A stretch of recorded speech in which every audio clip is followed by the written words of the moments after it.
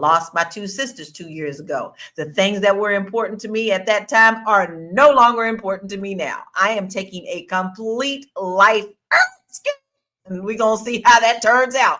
And I'm okay with that. But Marlo, do you think that with the older generation, I don't know, but it's not the as we get, it's not an older generation, as we mature, we have lived through understanding not having enough and knowing when we're not happy. Do you think that we are a little bit smarter? And I know this lady just turned everything in, but do you, for the most part, people that you know of at this age, do they feel like they got enough behind them to move forward in a dream? Yeah, and I think that you're a little bit more responsible with money as you age. Most people are, or you should be, because you should have made all the mistakes in your 20s. But you're a little bit smarter with your money. You know how to budget better. You know how to scale back. You know how to prioritize. And those are the things that are going to help you in business, right? Because as you grow your business, obviously you want to build it to scale, but you can't have everything out the gate, right? So you have to figure out what's the most important thing I need right now. And then incorporate the other things as you grow, as you start to profit, as you start to, gain more notoriety. So I think there is something to be said. I didn't realize 47% of people get to 50 or around 50 and start a new thing, right? But it's encouraging to me because I'm 47. So I think that I feel like, okay, well, I might be in the right headspace, taking this 20 years of knowledge, right, and turning it into something of my own.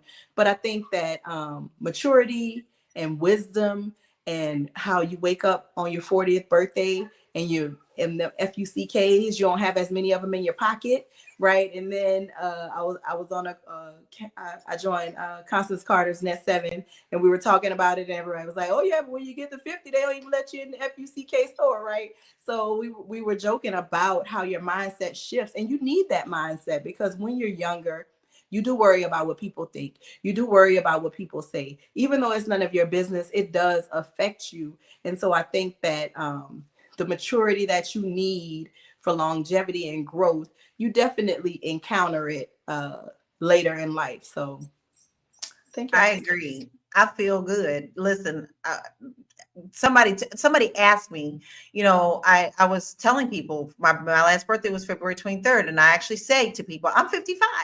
And people are like, shh, why are you telling everybody you 55? Because I know too many people who didn't make it to 55, right? So, it's not something that I'm ashamed of. But you touched on something really, really important, Marlo, and I'm gonna throw this question to you, Moya. Are older people judged more harshly for struggling financially than younger people? I'm sure, because as Tiara said, when she was 23 eating ramen, like in our minds, like, oh, that's okay. But eating ramen at 53, we're like, what's wrong with you? So I think so. I think so. But I think it's important to live our dream. I think that is so important. We have one life. We have this body to do it in this moment.